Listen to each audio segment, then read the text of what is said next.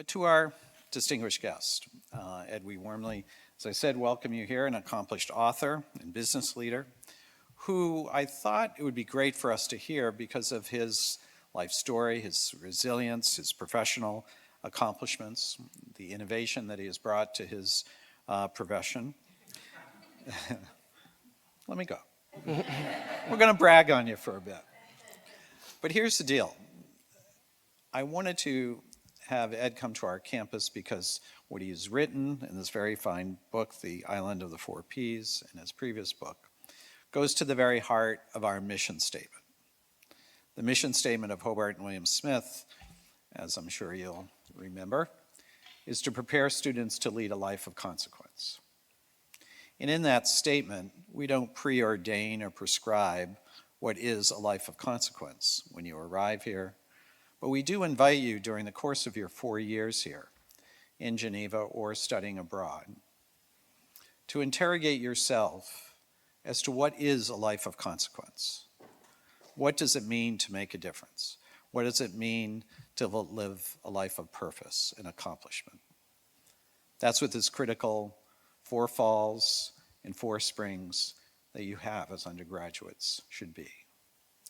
So into that mission statement, into the very mission of Hobart and William Smith, we have the good fortune of having Ed here to reflect on his career. He's written about it in his first book, honestly and candidly, on the book On the Road Less Traveled, on his journey.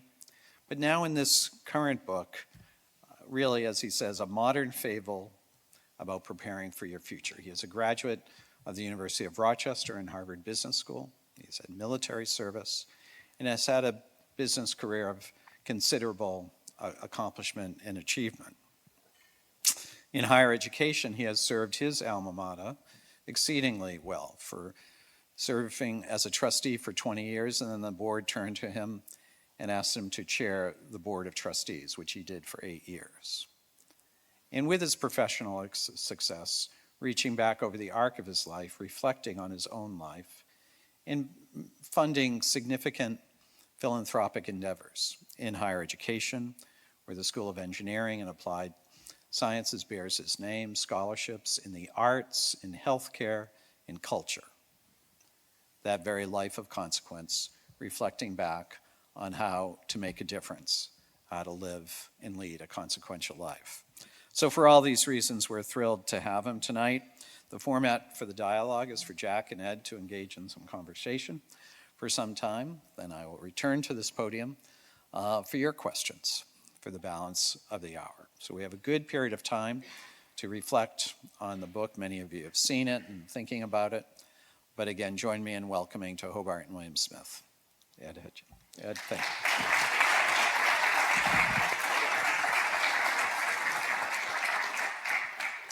Good evening, everybody, and thank you for coming to an evening with Ed Hajim. So tonight's event is sponsored by the Brothers of Sigma Phi, as well as the Career Center, the Salisbury Center here at Hobart and William Smith Colleges. Ed Hajim here is the author of 2 books. One, The Road Less Traveled, An Unlikely Story from an Orphanage to a Boardroom. And the second book that we'll be talking about tonight, The Island of the Four Ps, which talks about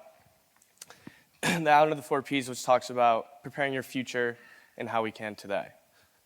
The format of this evening will be Dr. Hajim, me asking Dr. Hajim questions and him answering, and later at the end of the forum, he'll open it up to questions from the group. So to begin, would you please tell me a little bit about your personal history, your college years, your military service, and your professional career? And in political fashion, I want to answer that question. I do want to start with thanking Mark and Sarah and everybody who's invited me here. For you coming out tonight, I know you work hard all day long and come out and listen to an old guy talk about how he lived his life. I appreciate you taking time to do that. As you listen to me talk about my life, I'll give you a couple of little thoughts that should run through your heads. I'm going to tell you my story, and it proves that anything is possible. That's one of the messages I want to get across today.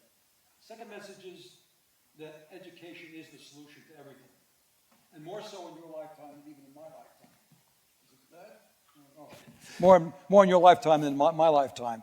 You're going to have to pivot a number of different times. You're going to have to be re-educated constantly.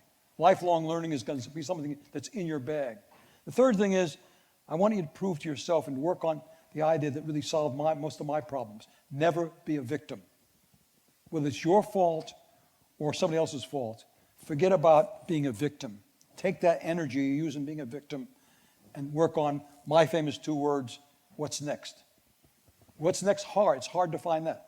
But when you use that energy, being a victim, to figure out what's next, you'll solve a lot of your problems.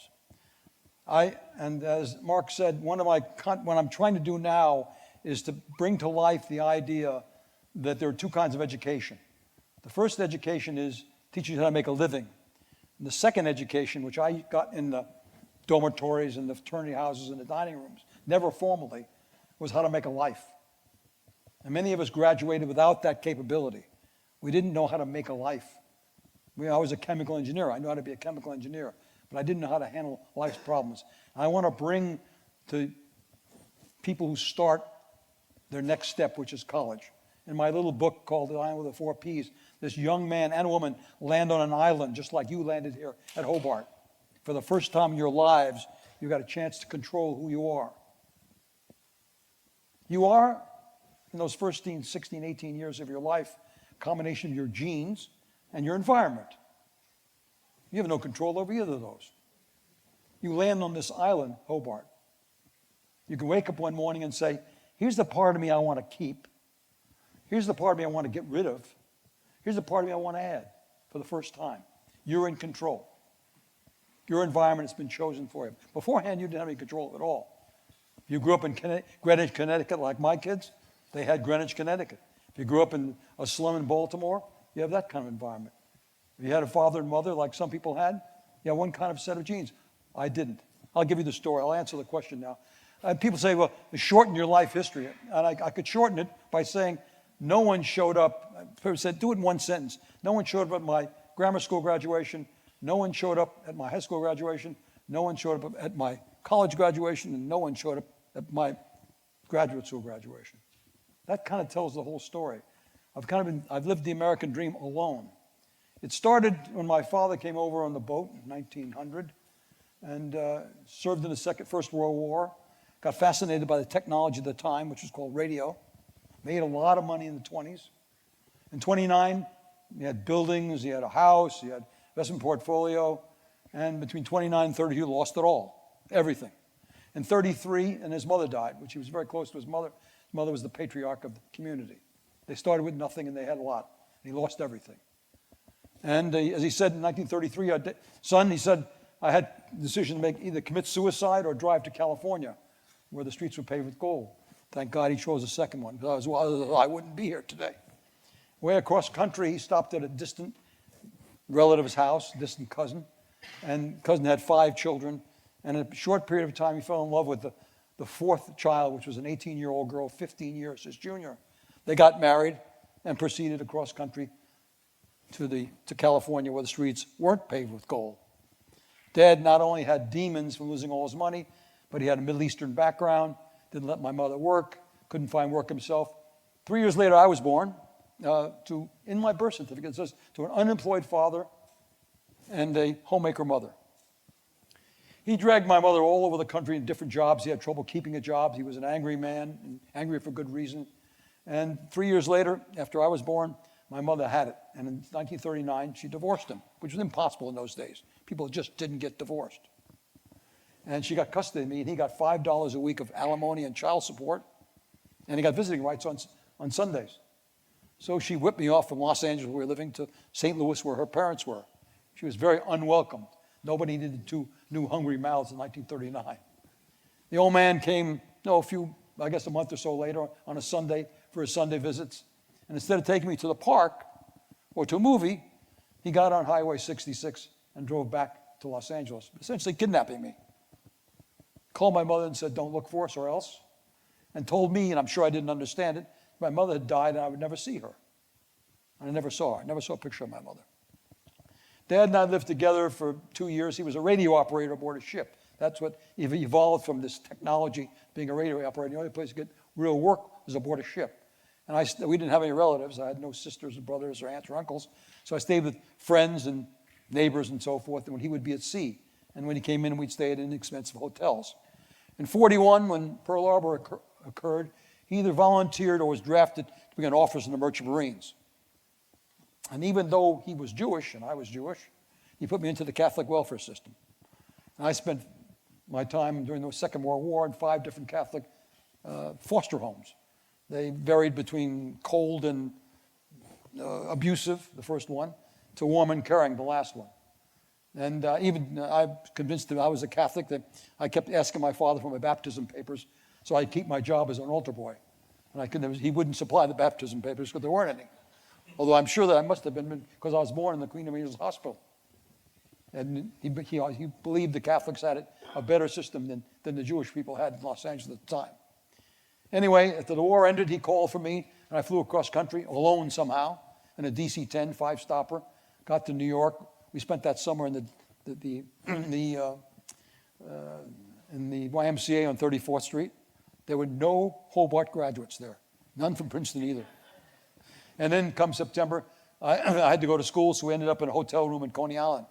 And Dad, for that year, searched for land-based work, and he couldn't get it. I had to go back to sea. And in the summer of 47, he finally got his first assignment to go back to sea, and he put me with a neighbor. At the last minute, she decided she couldn't take me. So that summer, a good chunk of that summer, I spent time in a hotel room. He got the local delicatessen to feed me, and told the hotel clerk to watch me, and he went off. And that woman was supposed to take me in September, and when she did, he was able to get me from sea to an orphanage in Far Rockaway. And I arrived at that orphanage, 11 years old, and I traded my room in the hotel room in Coney Island for a room with 50 guys in it, and somewhat of a difficult rites of passage. But for the first time in my life, being in that orphanage, I got consistency and community. And I went to a small public grammar school, which was terrific, and I flourished. Things were going well until I was 14. And then I aged out of this particular orphanage, and my father completely disappeared. It's the 4th time in my life he kind of left me. And by the way, my first ghostwriter wanted me to hate him. I loved my father because he's all I had. And as I wrote this book, I understood what he had to go through. But anyway, he disappeared completely. And it took about 6 to 9 months for the paper shuffling to become a ward of the state. And in those days, they sent kids like me to reform schools. But there was a wonderful social worker lady who got me into an orphanage in Yonkers, New York. And it was a tough rites of passage. It was all boys. But going from 50 kids in a room to 3 in a room wasn't too bad. And I enrolled in Roosevelt High School, where 80% of the kids went to private colleges. And so I got an epiphany. I was going to go to a private college. I put my head down. I did very well in math and science.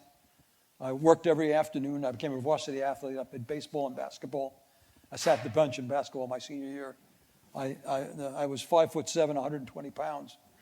And the average starter was 220 pounds and 6'3". So but I played almost every game. But in baseball, I actually played pretty well. I actually batted over 300 my senior year. I loved it. And I put in for all the scholarships that were available. There were 2 or 3. The New York State Scholarship, one other one, and something called the NRTC Scholarship. I was convinced I was going to get the New York State Scholarship. I didn't, but I got the NRTC Scholarship. And I still remember the most exciting part of that is the last step of it is to get a physical. I went down to New York to get my physical, and I had to weigh 125 pounds. I only weighed 122 pounds. That morning, I ate a bunch of bananas. I got there. I got on a scale. I didn't make it. I looked at the corpsman, and I said, I really need this. He said, okay, 125, move on. Thank God. That changed my life. And that's one reason I'm committed to scholarships for students, because getting the scholarship, it was $50 a month and books and tuition. And I wanted to go to Cornell, but Cornell wanted 5 years because of the scholarship. And a school called University of Rochester said, we'll get you through in 4. So I went there with my black leather jacket and my suitcase of the wrong clothes. And I showed up in the first week. It was rush week. And I got rejected by all the fraternities. Even the Deke House rejected me. It was awful. And then so I put my head down. I've been rejected before. I went through the rites of passage at orphanages. And by the way, the food was better at college than it was at the orphanage, so I was in pretty good shape. So I played freshman baseball and basketball. I did pretty well in class, and I got pledged by most of the fraternities the second year. Became a Theta Chi and actually became their socialist chairman later on. Rochester was a conversion for me. I buried my past. I wouldn't tell anybody about orphanages. I was ashamed of my background. I didn't want any benefit from that. And so I became actually girls liked that. I was kind of mysterious, you know. You know, where do you live? I live in a post office box in San Francisco. My mother died when I was 3. End of story. No conversation. That was it. Being from an orphanage wasn't a good deal in those days. So, but anyway, I actually did pretty well. I graduated with a degree in chemical engineering, and I got commissioned in the United States Navy. Actually, they picked 12 seniors to be in an honorary society, and I got one of those 12 spots. And I did everything on campus. I was the business manager of the Dramatic Society, social chair of my fraternity, an editor of the yearbook. I was the chair of the finance board. I kept myself busy because I didn't want to be thinking about things. I even started a humor magazine when I was a junior. Rochester was a place where fun went to die, and I was going to change that. No, it's an experience. And I took that on because I found my passion there. We'll talk about that later. Anyway, graduated the University of Rochester, 3 years in the Navy, fantastic. Spent 3 years in the Western Pacific, made 7 crossings of the Pacific. I did a reporter aboard at age 22, and they gave me the A division, 100 men, 200 eyeballs looking at me. And the 55-year-old warrant officer came and said, Hajim, Mr. Hajim, sir, you have 6 months. It was a great experience. I learned discipline. I learned what it was to follow the rules. Every morning I was a model. I had to walk out in the morning and look well. Shoes shine, tie pulled up, and so forth. I also learned something which was very, very unique. I learned that you could not get anything done unless you had a motivated and committed team. And of course, in the service, you had to have that. I almost stayed in the Navy, but I got out to my father's consternation. He disagreed with that completely. Because I had done this engineering degree, and I was going to try it out. Okay? And I got into the University of California, Berkeley Business School, but I decided I'd be an engineer for at least. I spent 4 years beating my brains out. So I sent out 40. I wanted to work in San Francisco because I'd fallen in love there, but I couldn't get a job there. And I got 2 offers out of 40 resumes, 40 letters. One was in Lexington, Kentucky, and the other was in Wilmington, Delaware, in a new field called plastics. I got there 5 years before Dustin Hoffman.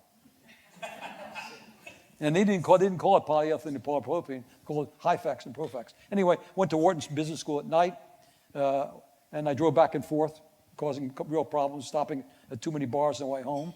And my professor at night school said, you're wasting your time. You're not learning anything. You'll probably kill yourself making that trip every night. And a friend of mine from Rochester, one of my classmates, said, you got to come to this place in Boston.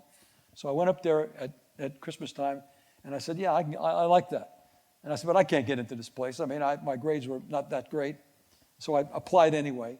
And some captain on one of my ships wrote me a record. I think he confused me with somebody else. He wrote this letter about this guy that I couldn't even recognize it, but I got in. And I decided, really, I was going to find out whether I had any capability or not. I decided not to work, because at Rochester, I did everything. I sold typewriters. I worked in a post office. I worked in laundry and so forth. And at Harvard, I was going to put my head down and really work and see what had happened. And I had a great 2 years. And it changed my life because I changed my direction. I went from engineering into finance. And, it's a long story in my book how I happened to go to work for my first job. It's really kind of humorous, but I don't want to go into it now. Anyway, I went into finance, spent 50, 60 years on Wall Street. I did everything. I was an analyst. I was a portfolio manager. I was president of a mutual fund.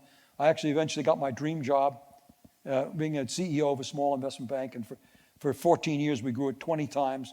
I sold it to Xerox. I bought it back. We ran it again, ran it up a flagpole. Finally sold it to ING at 6 times book, one of the most expensive sales ever. And that sort of finished my sort of, corporate life. Then I went on to run my own hedge fund, and I ran a hedge fund company. And I'm now still a non-executive chairman of a company in Boston called High Vista. The guy who runs it is a professor at Harvard Business School. He asked me to be the chairman. I asked him what the chairman does. He said nothing. I said, I'll take the job. So that's my business career. Along the way, I had 2 other careers. One was in education. I became the chairman of the board of trustees of a secondary school, a day school in Connecticut called Brunswick, one of the finest schools in the East. Then I became the president of the Harvard Alumni Association, and also the Dean's Advisory Committee at Harvard Business School. And we did some things there. We started a lifelong learning program. And then I became the chairman of the board of trustees at the University of Rochester, which was one of the great experiences of all times. We raised more money in 8 years than they raised in the previous 150 years combined. We changed everything, more scholarships, more professorships, more new programs, new undergraduate school in business, a digital marketing program, and we put $900 million worth of concrete on the ground. We had the largest project in the history of the school, $140 million children's hospital. Then I guess I should probably stop right there. I'm finish up with the most important part of my life is I got married to a woman named Barbara, and we had 3 children. We have 8 grandchildren, 7 grandsons. So, and I've stayed married for 59, just our 60th year. I told her, it's 60 and out. A man gets, convicted for murder, he gets out in 60, right?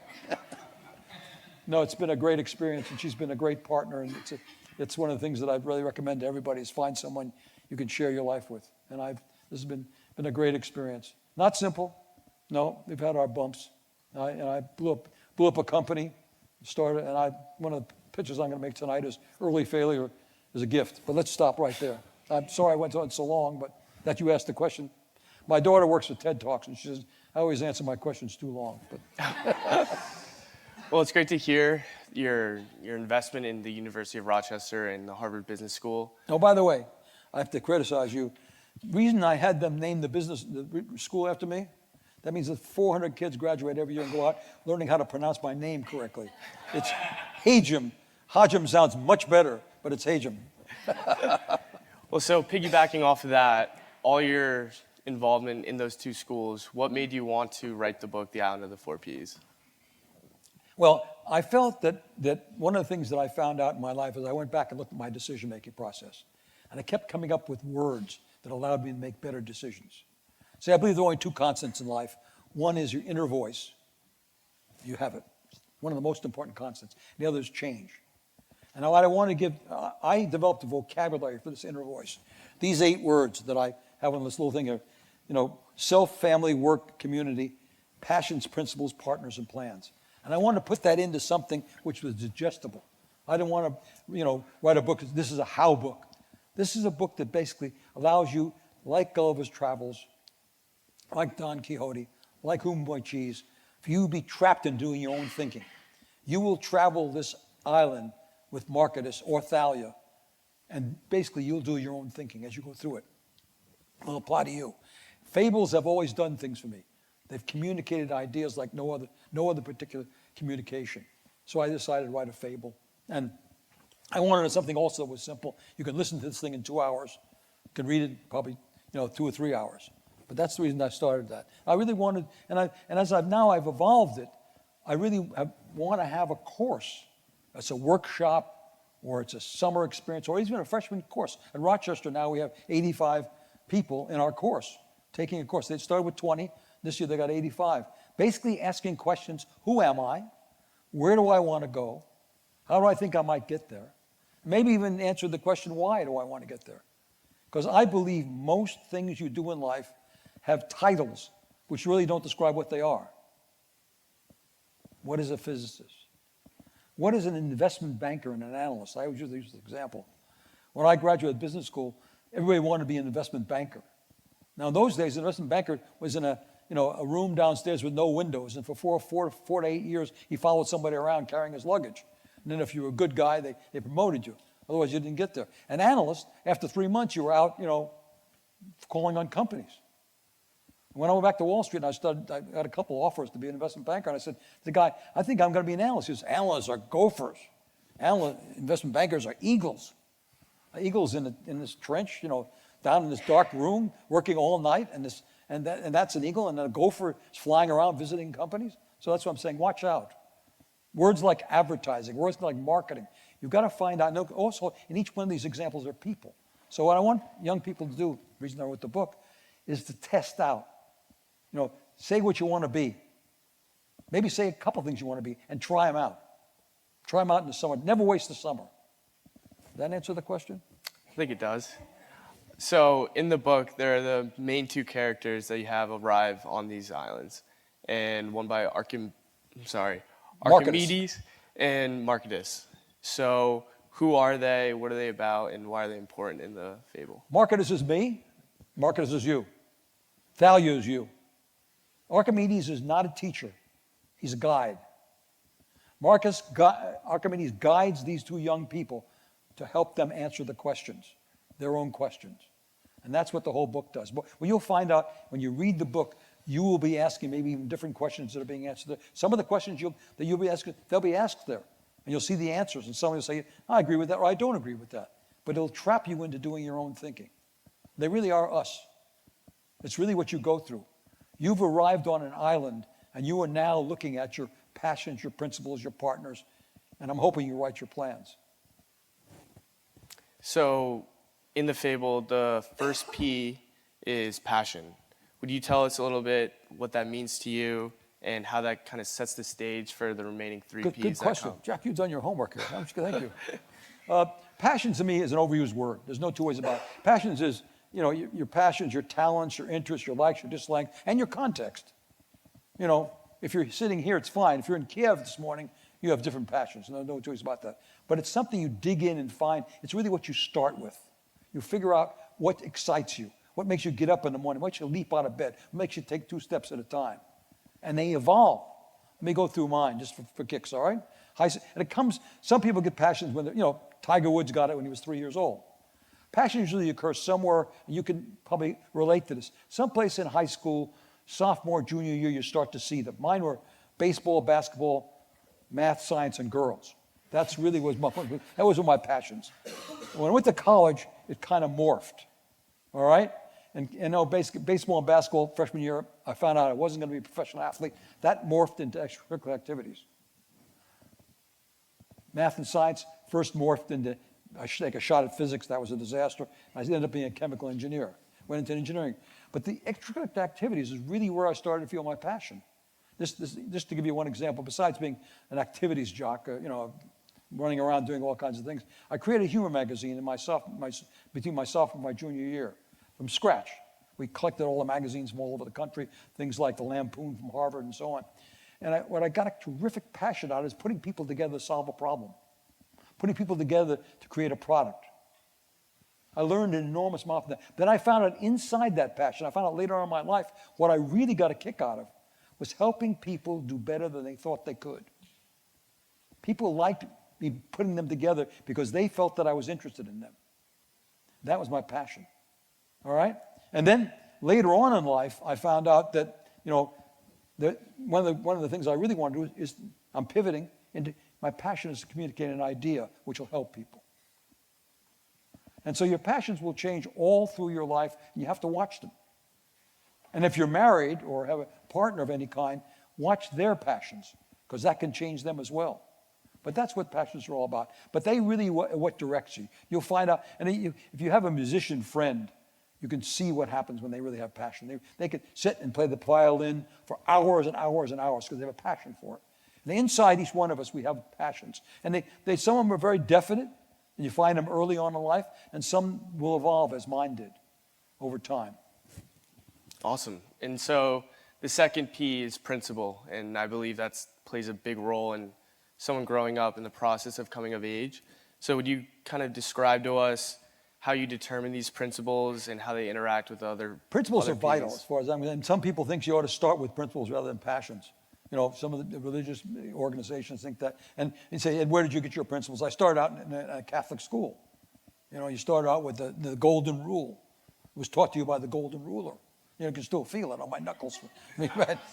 No. And they threw in the 10 Commandments. And they made it very clear to me, if I did right things, I ended up there with the harp and the smiling place. If I did the wrong thing, I ended up in the other place. So I started with those principles. Very definite principles of being sort of what's good and what's not good. Good. But over time, principles become situational. For example, in business, I had this idea of helping people do better than they thought they could. That was my passion. But the principle involved there, which came up, and I used to put it on my board, is you can accomplish almost anything if you don't care who gets the credit. Very important to me. If you help people and you try to take the credit, it doesn't work. But if you give them the credit, in fact, the principle actually evolved into deflect credit. Have some fun. When someone says, Jack, you've done a great job, say, no, thank you very much. But Mary Sue and Jose, they really did it. You get a trifecta overnight. You feel good. Person who talked to you said, this guy's pretty good. And when Mary Sue and Jose find out, they feel good. And by the way, it's true. Very few of us do anything alone. If you deflect credit, you will win the war all the time, and you'll feel good about it. And you can build companies. You'll feel people really want to work for you. So those are the principles. Early on, I had a principle that, if a person has to take, this life is action and passion. Well, you have to take part in the action and passion of life for fear of being judged not to have lived, which means I wanted to take risk. And I've always taken risk. One of your alumni here, he and I voted, went into something, went under. We had a lot of fun doing it, but, it was a risk. It was a big risk. A friend of mine graduated from business school at Rochester. He had a great idea. I gave him some money. I helped him out all the way through, and we went under. After about 5 or 6 years, I'm involved. I'm a sucker for any good idea right now. But it was part of this idea of taking part in the action and passion of my time. Now, right now, one of my principles is gratitude. It's my biggest, strongest principle. I want to give back because I really believe that's why I was put on the planet. But you can have principles. Just give me a principle. When I was in the business, when I was in Wall Street, my principle was to live happy was to live hidden. They would call, I was a strategist. I told people what happened in the world and so forth. Really a bunch of bull, but I would go around the world telling people the market was going to go up or down and so forth. And the papers would call, the magazines would call, the TV station would call. No way. I was not going to become a public figure. I was going to live privately because that allowed me to focus on running the company and having a life. Because I would go home at 5:30, 6 o'clock at night to my family. But if I was on television at 7 o'clock at night, or I had to prepare for that, so I left that out of my life. Now, once I became this book-selling character, I've got to get rid of that principle, right? You can't live happy. If you're hidden, you're dead. You don't sell any books. You don't communicate any ideas. So now, I never was on Facebook. On Facebook now, I got a huge Instagram. I'm LinkedIn. I wouldn't go on TikTok yet. They're trying to talk me into going to TikTok. But I've been on, Montel Williams interviewed me. And we had 40,000 visitors. So I'm in a different business today. So you have to change your principles to some extent to make sure that it fits whatever's happening. And even principles between your work and your family. I was running a company with 800 people in it. It was a $450 million company. And I had a car and a driver.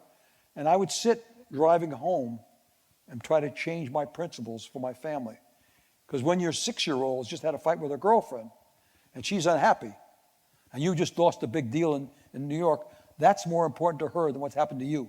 There'll be many more big deals. You have to come down and understand what happened to her and empathize, or else you lose your family. That's why I would when we get a chance, spend some time on these four words that are buckets of life. That's my answer is principles.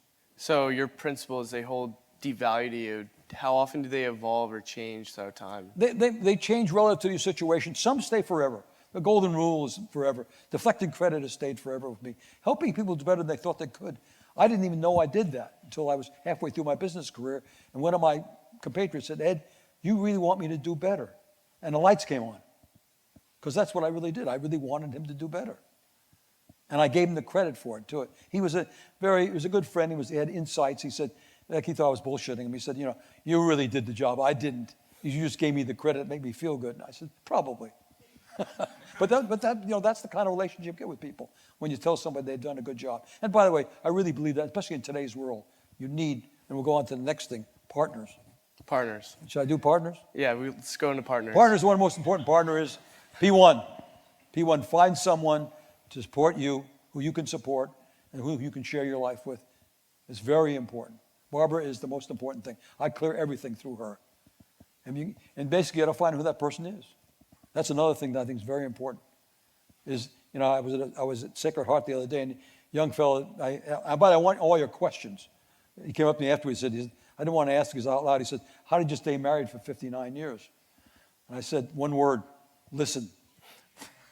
Not true, actually. There's a couple of secrets to it. First of all, is recognize this other person you're living with is changing. So you must spend time.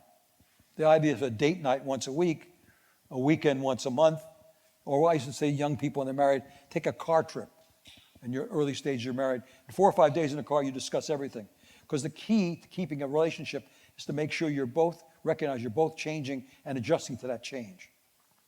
And I have 4 words. We could spend the rest of the night on this, but when my son-in-law came to me and said, I want to marry your daughter, my only daughter, I said, 4 words, Jimmy.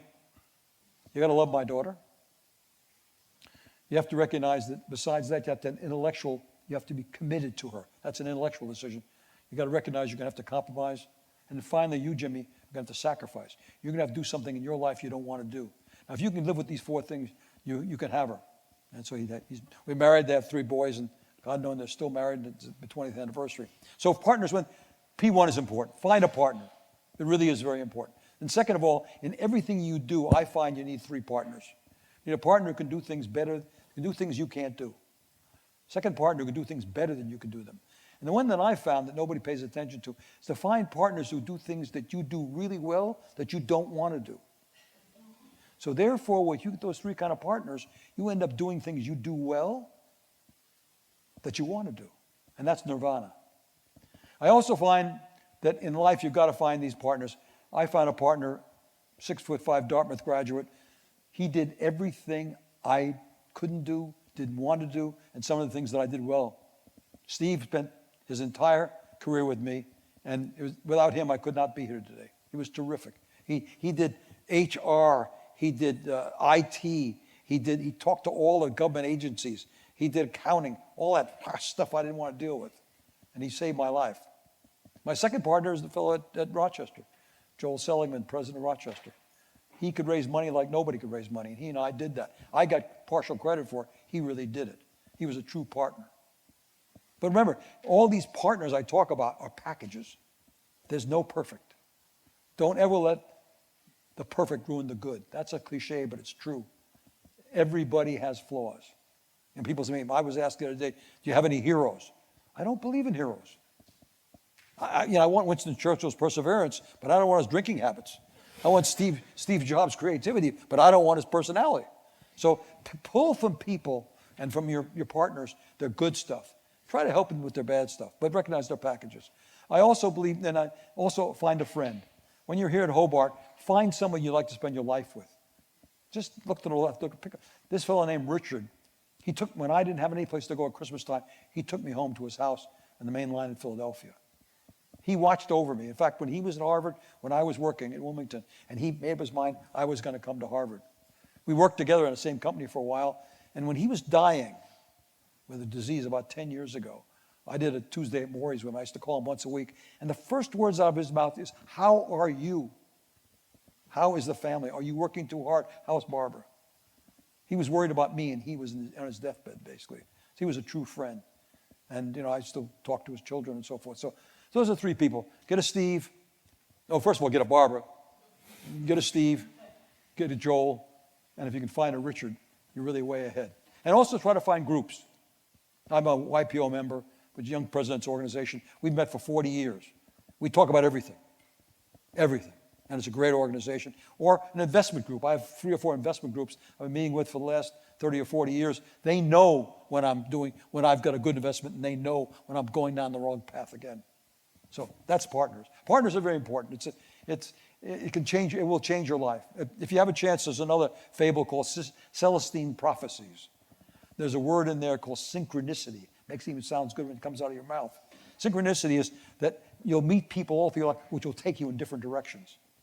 You'll meet a stranger, it'll go in a different direction. I met a man named Mark, and here I am at Hobart. So you have your passion, your principles, your partners, and the final P is plan. So how do your partners influence your plans, and do they ever change? Partners are vital to your plans. Every time I was in business, I got a person, give one of my partners, I could change my business plan every time. Partners, and of course, your wife or your partner, your P1 partner changes your life all the time. I mean, I built a golf, I was rejected by every golf course on Nantucket. There's only one, but they rejected me. I went home and said, we're moving out of here. She said, build a golf course. So I built a golf course. And now, by the way, greatest thrills in America is at the 9th hole when you finish your 9, you go up to the snack bar, and Kelly says to you, what do you want? I said, Diet Coke. She says, what's your number? Being number one is a pretty good deal. But, she changed my life. She's changed my life completely. But Steve changed my life. So partners change your life, change your plans, and so forth. But plans are, to me, I want everybody to write a plan in pencil so you can erase it. But you can see, my contention is writing is the only definite form of communication. Even that's not too definite. But you can see what you really think. Write it down. I want to be a physicist. I want to work in international business.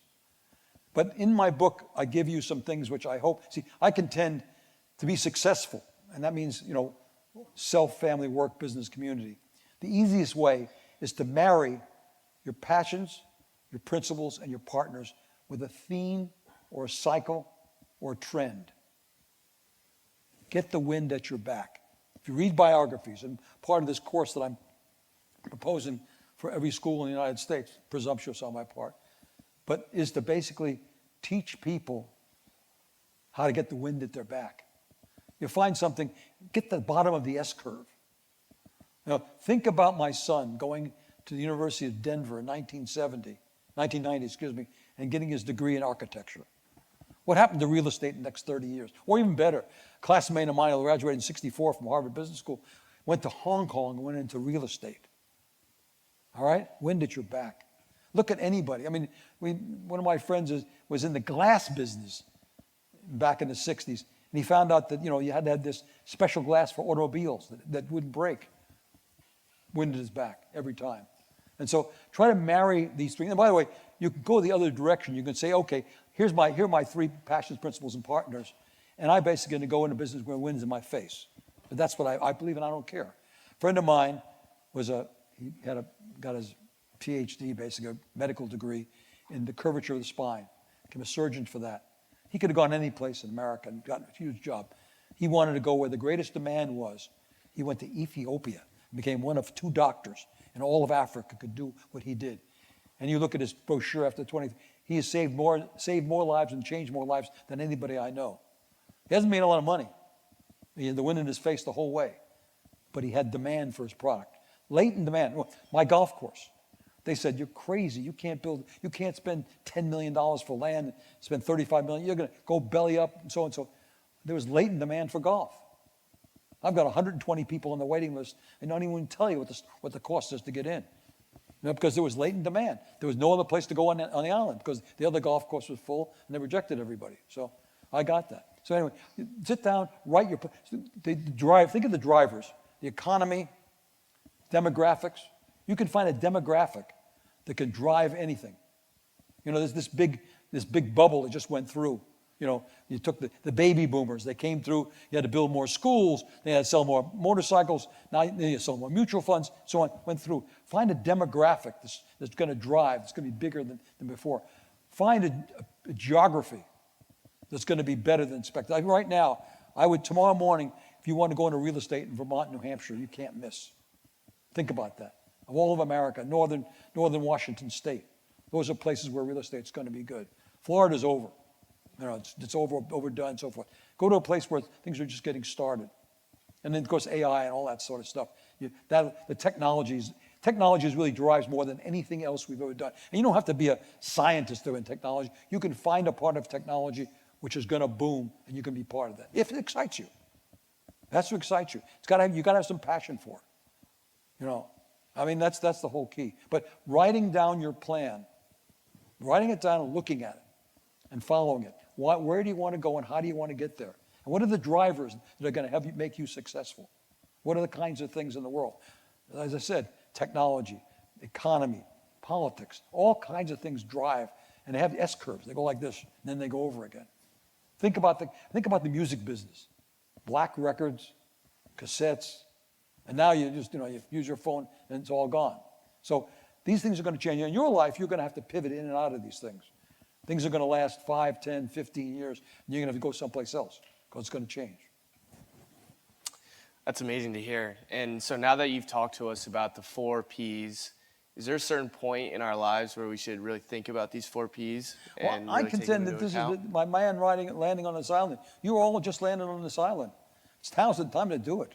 See, I really believe that part of your job at college, and I think that's what Mark said, basically, the president said, that basically this is the mission statements of his college. is to give you, help you make a difference. Make a difference, by the way, in all four of the buckets of life. Make a difference with yourself. Make a difference with your family. Make a difference in work. Make a difference in community.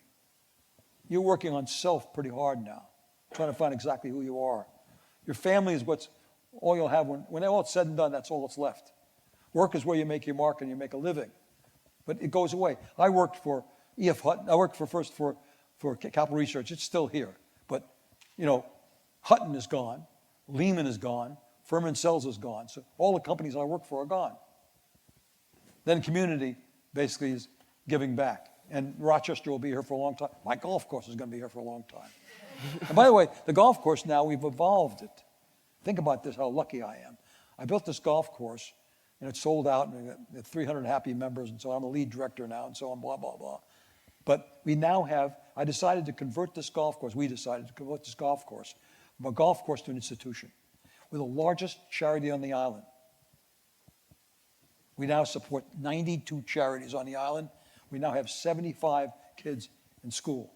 That's my second crusade, by the way, is what they used to call vocational education, which I call professional education. We gave 2 scholarships a year to the high school, and about 7 or 8 years ago, I went to the high school and said to them, are you happy? He said, we're happy. He said, but half the kids don't go to college. I said, what do you mean? They all do is vocational training. So now we give 15 vocational scholarships and 10 academic scholarships, 25 kids a year. At the golf club, we had a meeting where they gave these scholarships out. There wasn't a dry eye in the crowd. One woman whose son wanted to be a chef, cost $60,000 a year to go to Johnson's Wells. I mean, she squeezed me so hard I can still feel it. I mean, it was just unbelievable excitement, and I got teary listening to this stuff. These 25 kids are off to do something they will not be able to do without the golf club. So, you can do that's why I want to say anything is possible. You're looking at somebody that's proven, and I'm not going to be here for much longer, so you better take it in. Anything is possible.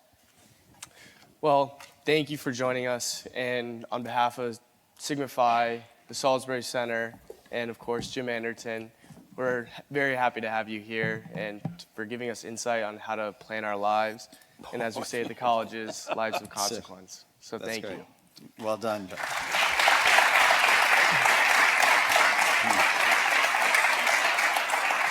Ed, thank you very much for that terrific conversation. Jack, thank you. You're right there with the President's Forum. You're the. Give a hand for Jack. This is the real President's Forum.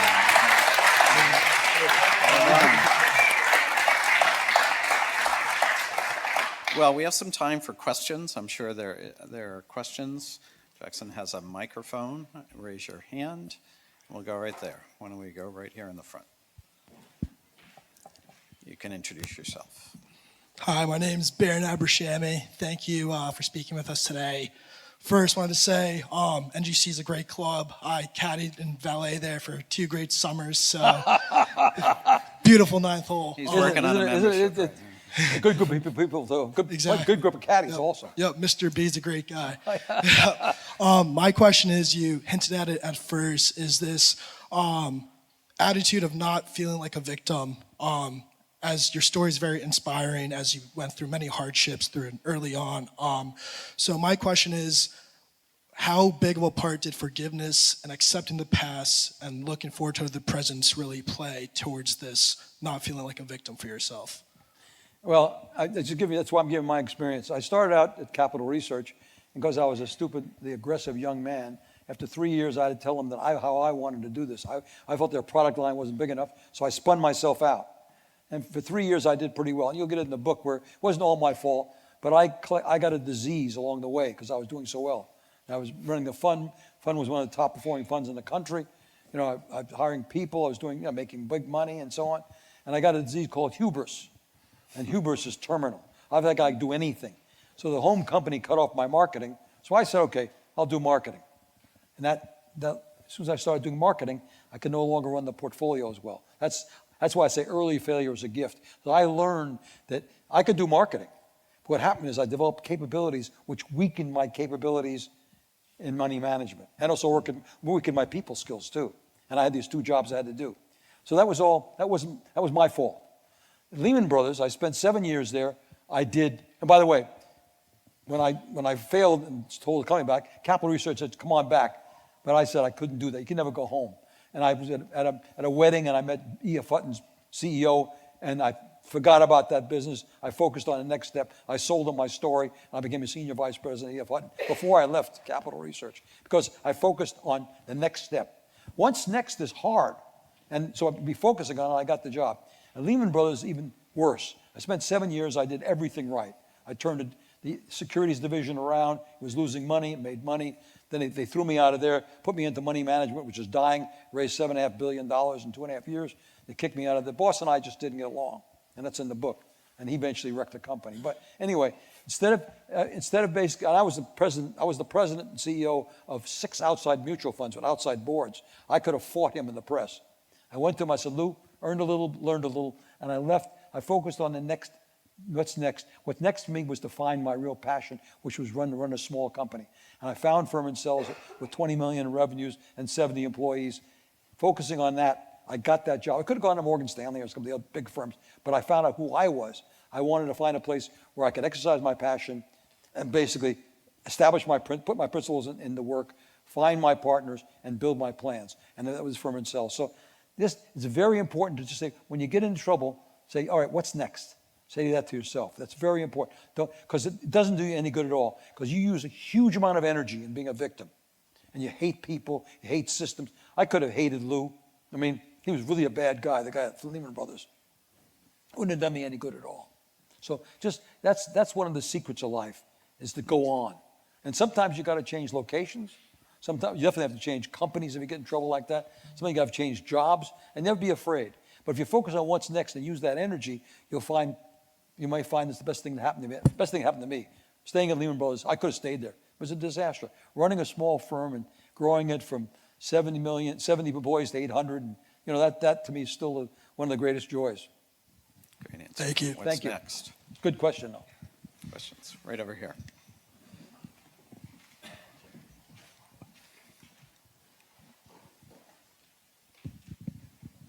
This is a more specific question, but I'm a econ physics double major here, and right now I'm really having trouble deciding which one I want to focus on. So I want to ask you, what drew you into the business world away from the more technical engineering world? The technical, I think, I don't want to belittle anybody else in the room. The technical is a very, very good basis for education. You can go all the way if you want to. But I found that if you've got any other interest besides the technical, you'll end up on the other side. I find that people that are very good in technical just do physics or chemistry, and they may later on in life move in a direction. But if, like I was, I loved chemistry, I loved chemical, I loved the engineering field, but I always had this business orientation. When I was in the Navy, I took a couple of business courses at the University of California. When I went to my first job in the technical side, I went to business school at night. So if you got that leaning, that's telling you that your passion is not completely. To be a really good physicist, you really got to be concentrating on it. And because, first of all, because of the crowd, because the people you're competing with, they're talking to, and so they really are committed and technical, But you'll find out that, by the way, but the technical education, there's nothing better. And we were talking that before. The idea you observe something, you just design a process to solve the problem, you execute the process. You analyze the results, and then if you don't get them, you start all over again. I've done it all my life. The chemical engineering helped me with investments enormously. But again, if you turn out you love physics, there's nothing better, I find, than being a scientist. But that's to each his own. But I find if you got this leaning, it's already telling me a little bit that you really will like the other better. And by the way, I highly recommend technical education and a business school. That's what I did, because the business school gives you. I'm going to give you a secret. Business school, graduate school gives you 3 things. But you can't guess them. One, it gives you a chance to look at everything one more time. Everything. It gives you a whole new group of friends who will be lifelong friends and possibly partners and buddies. But the one you don't realize is 3 more summers. Yeah, and you can have these wonderful experiences in these summers. I'm going to tell you about my 3 summers, all right? Well, first 2 summers. I wanted to be an international businessman. So I got a job between business school years in Belgium. I didn't speak un mot de français.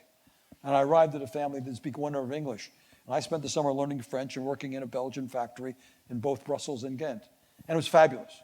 But I realized it wasn't for me because they didn't listen to me. They spoke different languages. It was all family. You know, they were small. They didn't want to make any change and so forth. So it turned out not to be a good idea. Next summer, you know, I figured, well, if I couldn't capture a company in a foreign country, I'd capture a country. So I decided to go to Central America. They're building they call it Negocios, a business school in Nicaragua. And I got on a group with 12 guys. And we went down and I wrote cases. And I found out everything was corrupt. It was tiny, you know, and I couldn't do it. So I found out I couldn't be in international business. But I had those two great experiences. And I became fluent in Spanish that summer. So, you know, I'm still doing Duolingo now to get it back, though. Does that answer your question? Yeah, that I does. love that. Thank you. Great question. That's great. Sam?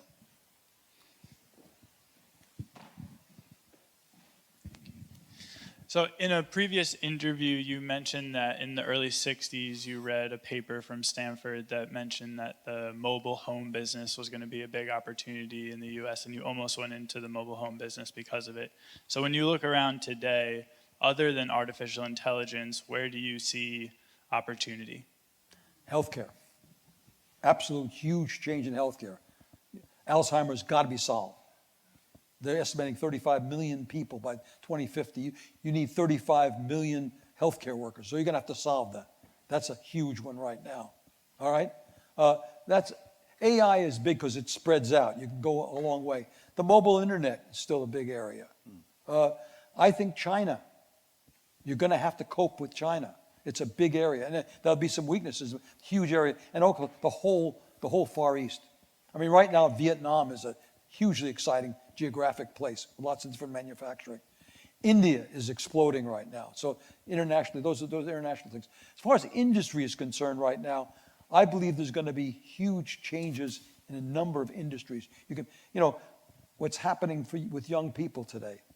You know, the concept of changes in fashion which are occurring. You can get involved in that business today, and then overnight you can become a sensation. It may not last very long, kind of like hula hoops, but it's a big change.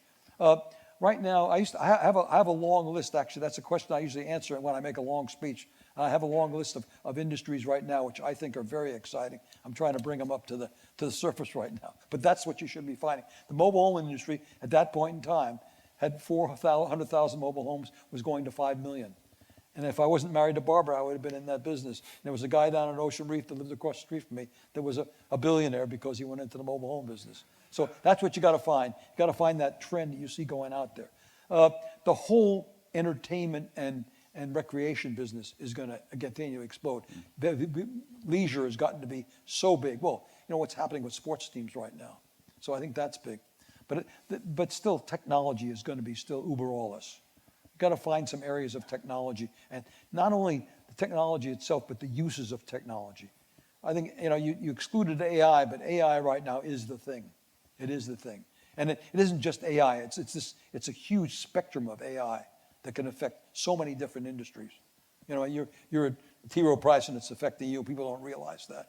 J.P. Morgan has 400 people working in AI right now. So, you know, and, you know, I look at the companies in AI now, there are dozens and dozens of companies that are committed to. That's really the main, that's like the internet. You know, you could argue with lots of other, but I think healthcare is going to be huge. Not only, I mean, different kinds of healthcare too. You know, there's whole groups of things, not only curing Alzheimer's, but curing all kinds of other things. There's a Rochester, I think, has a device now for Parkinson's, and you tap it, and it tells you whether or not the medicine's working or not. That in healthcare, there's an Israeli company now that can give you a device that can basically give you almost an annual physical at home. Because getting up and going to a doctor's office is going to become questionable eventually.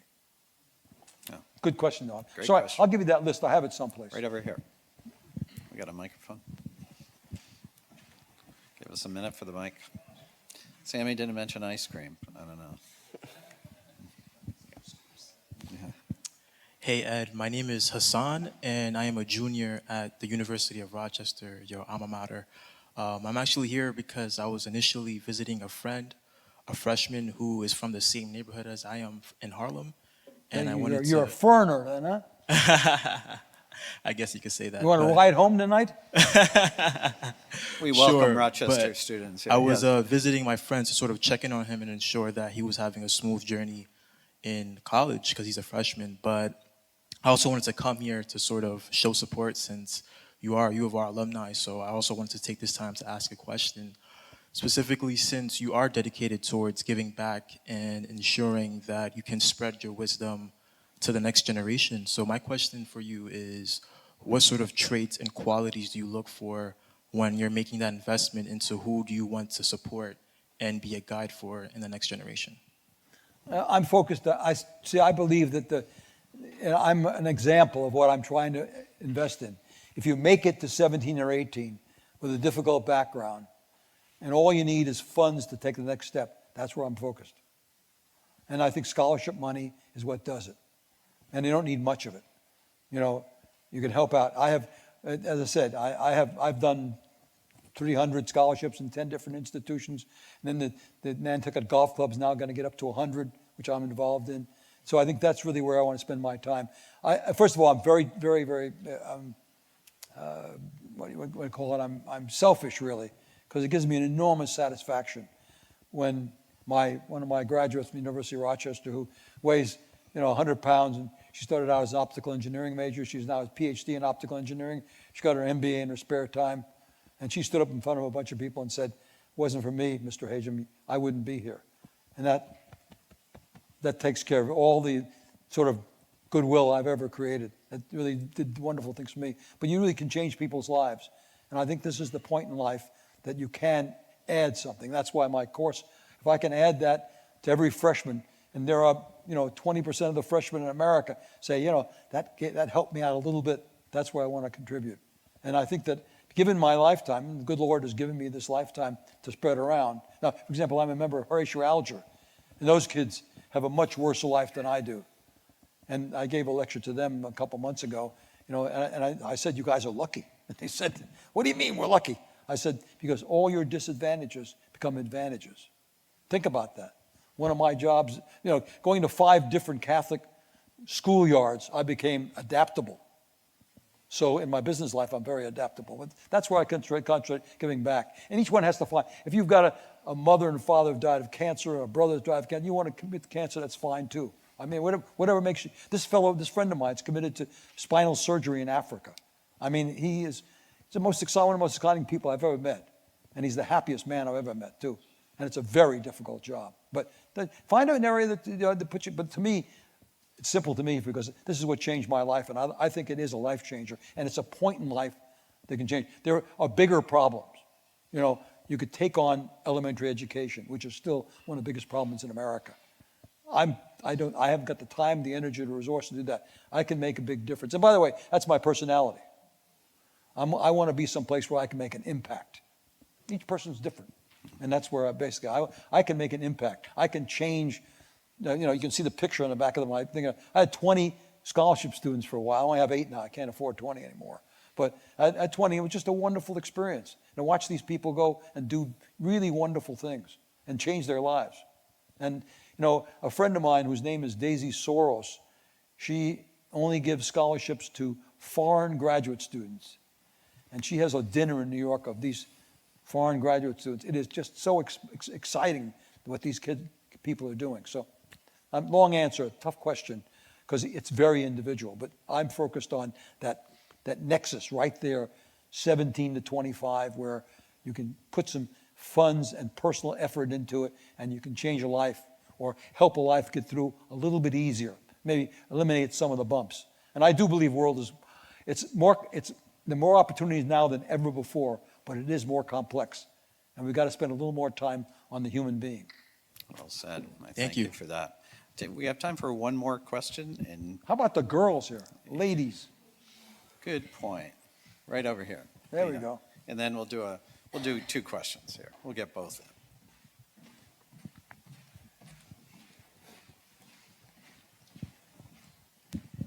Thank you so much for coming tonight. I'm really impressed with your story. I just have a quick question about, do you have any advice you would give yourself as a college student, or like something you wish you kind of knew earlier when you were like in your 20s? Well, I usually answer that question as I don't believe in do-overs because of unintentitional consequences. Because when you change the world, I've had a pretty good deal. But I guess if I was to do it all over again as a young college student, I guess I would do the same thing. Because I took a lot of adventures. I found things I wanted to test, and I tested them. You know, when I wanted to work on a big project, I went to the St. Lawrence Seaway and tested it out. When I wanted to work in international business, I went to Nicaragua, and I went to Belgium and so forth. So I don't know if I changed too much. You know, later on in life, there's a few things that I might change, but I'm really afraid of unanticipated consequences. I don't have a lot of advice. People like to do do-overs. I've been pretty lucky. I probably wouldn't be an engineer today if I had to do it over again, because I could have spent some more time. I struggled in the Navy. I wasn't educated. At Rochester, I took 1 year of English and a half year of economics, and that was it. I spent 3 years in the Navy reading Beowulf, Tristram Shandy, the Iliad, in my own fashion. It was called great books in those days. And now I spent later on in my life reading history. I had no history. I think if I studied history, philosophy, you know, and those things, I might have been a better person and better able to handle the world, but I think I came out okay, so I'm kind of satisfied. I don't want to change too many things. And I do believe technical education did a lot for me from a business standpoint. Again, depends on what period of history. I think if I was growing up today, I wouldn't be an engineer. There are so many other things that I want to study now that I know. You know, I didn't read any fiction until I was in my 70s, because I didn't believe in fiction. I said, life, I mean, who can invent Trump? Who can invent, no, you can't invent these people. You know, real life is, you know, and I'm not going to argue on politics. I'm right in the middle. Haven't voted yet. And, you know, but I think you can't invent the real world. You really can't. You know, talking about things that have gone on every day. So I always put fiction down. Now I realize fiction is like fables. It communicates certain kinds of things, and I didn't read any fiction. So I do a little more of that if I'd see it. That's probably what I advise. Is spread it out. Rochester has, and I don't know if they have it here, clusters. You know, take a course in something else. And by the way, I do believe in multidiscipline too. If you have multidiscipline in tomorrow's world, you're going to be better off. The physics and economics, architecture and art, architecture and science. You know, there's a bunch of different combinations. The two words that I think are very important are multidiscipline and experiential. Those are the two words that I carried when I was chairman too many years ago. The heart of a liberal arts education, right? What? And we'll wrap up right here. Thank you. Hello, my name is Dario Leecraft. My question is, I think after you sort of make a plan for yourself and your future, there's often like a very large gap that for some people can last a lifetime between putting it into action. And so I was wondering what tools allowed you, other than your 3 Ps, to take your passions and your plan and make it into something that allowed you to go from working for other people to becoming an entrepreneur for yourself. Tools that I'm going to use. Jack, did you get that? I'm sorry. Sorry, I can repeat. I have hearing aids. So I was wondering what tools allowed you to go from the plans that you had in your passions into being an entrepreneur and having control over your own life in some capacity. I started a course in business called Entrepreneurial Toolkit. I have very definite tools that you should have for being an entrepreneur. And first of all, you got to figure out, you know, a lot of it's a human aspect to it. I have very definite rules for that. One of the tools I had for entrepreneur is never do a startup. No, always find a platform. Find something with one customer. Find something with a secretary. Find something with office space. So I started from scratch twice and failed twice, so I have a bad feeling for that. And the one thing when I started with a small platform, I did really well. Tools for entrepreneurs, in my mind, are, first of all, personality. You got to be willing to fail. That's very important, because you will normally. There are very few entrepreneurs that I know that start out and succeed. You fail usually a couple times, and then you finally make it, and then you're really an entrepreneur. But I find also, I would rather be, if I was really an entrepreneur, I would keep that in my head, find the business I want to be in, go into it with a company, and then leave the company, and then take with you customers, people, friends, and you find out you really want to be in it. Now, if you've got a great idea The other tool I would use is to find a partner. And a partner usually, unfortunately, is a money partner. Entrepreneurs go out of business in most cases because they don't have enough money. They run out of money. And nobody seems to raise enough money. I'm involved in a company now that has an unbelievably important product. It's been on every television screen and so forth. We're running out of money. He hasn't got enough money. And now that he had one bad year, and so it's hard to raise money. He didn't raise money 5 years ago. So personality, raising money, a platform, okay, and a little bit of time. At Harvard Business School, in the height of the silliness in 1990, 19% of the class went into their own business. Almost all of them failed. 19% of the class. Because in 1999, everything, you just went into business. And I find that if you just take a little bit of time, keep that. I'm an entrepreneur. But I waited 20 years to get my own company. And I learned how to be an analyst. I learned how to be a salesman. I learned how to be a trader. I learned how to be a manager. Then I found a company that would take me and let me be an entrepreneur. But I failed a couple of times, and it was a pretty miserable failure. But and it does take a little excitement out of it. I know you have a program where you have ideas and you guys start it up. Nothing wrong with that. And if you find an idea as a shot, don't be afraid to fail. You can succeed. It's possible, but it's hard. And I hate to ruin people's viewpoint of that. But it's exciting. We have a course at Harvard. Basically, you start to do the same thing. You find a product, and you find out how to market it, and you find the market for it, and so on and so forth. And it's just a very difficult business. But it is the way you can be successful. Like the main tool. Let me answer a real question. The main tool is to find that trend. It really, when you get a good trend, you get a wind behind your back. Let me give you my personal experience. I took this company over in 1983. Stock market was 1,000. During my 14 years, we grew it 20 times. The market was up 10 times.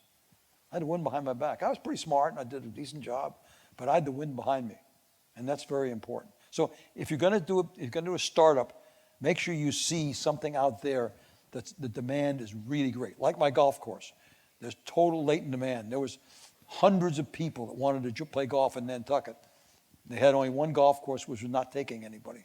So and I was lucky. No two ways about that. But I focused on it. I said, there are people here that are going to join us. And, we made a big bet. Our entry fee was $100,000. The other golf course was 15. It's an automatic failure. They told me that. But I knew that there were this whole body of people who wanted that. So that's why I say study demographics. Find out a demographic group like the mobile home business where, there's 400,000, they're going to be 5 million. You could have started up a mobile home company in 1964 and been very successful. Or in that case, I went to Elkhart, Indiana, because I was going to do it.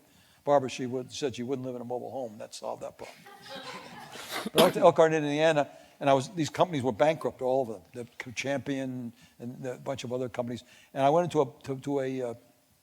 a diner, and I met a guy, and I gave him my whole story about mobile homes. He said, you're wrong. He said, but if you believe that, you better buy this company, Phillips Industries, which made the windows and the doors. And Phillips Industries went, no matter what, be successful, they would get the business. I bought the stock at 3, I sold it at 7, and it went to 135. So, but I found a theme, And by the way, I couldn't convince my partners of it. And my partners went into the tool business because they could buy a company that was leveraged 17 to 1. They put up $1 and they got $17 worth of the company. And, I liquidated that company about 30 years later for $1 because they went into the wrong business. Tools were taken over by the Japanese and they produced them and so forth. So find a trend. If you're going to be an entrepreneur, find who you are, find a trend, all right? If you can get behind it and find the right partner. And money partner is important. Somebody who will stick with you. This company I'm with right now, he's passing the hat. And lucky I have money to put in the hat. Great advice all around. Well, in the spirit of the principle of gratitude that you wrote beautifully about, I'm grateful for several things. I'm grateful to Jim Anderton, who introduced us. Oh. And that led to this wonderful convening. I'm grateful to you, Jack, for beautiful moderation here, and to your brothers as fraternity as well as career services that helped co-sponsor this with Brandy Ferrara and Bob O'Connor. I thank you so much for really putting all this effort here. But we're fortunate here at Hobart and William Smith to get to meet really interesting people, visiting speakers, those who come into our campus, those who we get to see in classrooms, and coaches and staff and Geneva neighbors. Tonight was really a memorable evening. We are in the presence of a truly interesting, inspiring person. And so I'm grateful to you, Ed, for sharing your Thank you, Mark. It's all right. perspective My privilege. and wisdom with us. We'll continue the President's Forum tomorrow evening with John King from CNN. Will be zooming into us to the Vandervoort room to talk about the election. A little turn from, he probably has the island of 4 Ps, but it's politics tomorrow. But Ed is generous in agreeing to sign books in the lobby, so take some time and get an inscribed copy of the book. I thank you for the thoughtful questions, and join me in thanking Ed for a really wonderful evening.